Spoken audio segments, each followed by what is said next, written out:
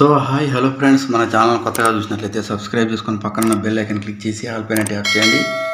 రైతులకు పీఎం కిసాన్ 10వ విడత డబ్బులు ఎప్పుడు వస్తాయంటే, దేశంలో రైతుల ఆదాయాన్ని పెంచేందుకు కేంద్ర రాష్ట్ర ప్రభుత్వాలు రకరకాల పథకాలను అమలు చేస్తున్నాయి. ప్రధానమంత్రి కిసాన్ సమ్మాన్ నిధి యోజన వీటిలో ఒకటి.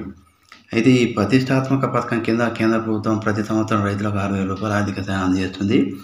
ఇది ఆర్థిక సాయాన్ని 6,000 రూపాయలు రైతుల ఖాతాలో ప్రతి ఏటా 3 విడతలుగా అందజేస్తుంది. ఒక్కొక్క విడత కింద రైతుల ఖాతాలో 2,000 రూపాయల చొప్పున జమ చేస్తున్నారు. ఇప్పటివరకు ప్రభుత్వం మొత్తం 15 వాయిదాలను రైతుల ఖాతాలో జమ చేసింది. ప్రధానమంత్రి కిసాన్ సమ్మాన్ నిధి యోజన 16వ విడత కోసం దేశవ్యాప్తంగా కోట్లాది రైతులు ఆసక్తిగా ఎదురు చూస్తున్నారు. వీడియో కథనాల ప్రకారం ఫిబ్రవరి లేదా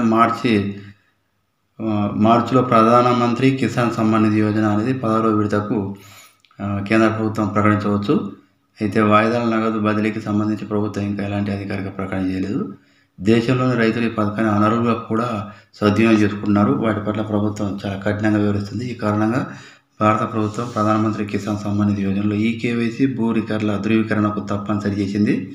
ఈ పథకం కింద తమ భూమి రికార్డులు ఈకేవైసీని ఇంకా ధృవీకరించిన రైతులు వెంటనే ఆ పని చేయడం చాలా ముఖ్యం. లేదంటే వారికి ఈ విడత డబ్బులు పొందే అవకాశం అయితే ఉండదు.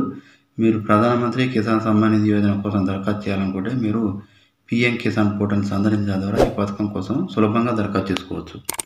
సో ఇలాంటి లేటెస్ట్ న్యూస్ మీకు రావాలంటే సబ్స్క్రైబ్ చేసుకొని పక్కన బెల్ ఐకాన్ క్లిక్ చేసి ఆల్ పైన ట్యాప్ చేయండి.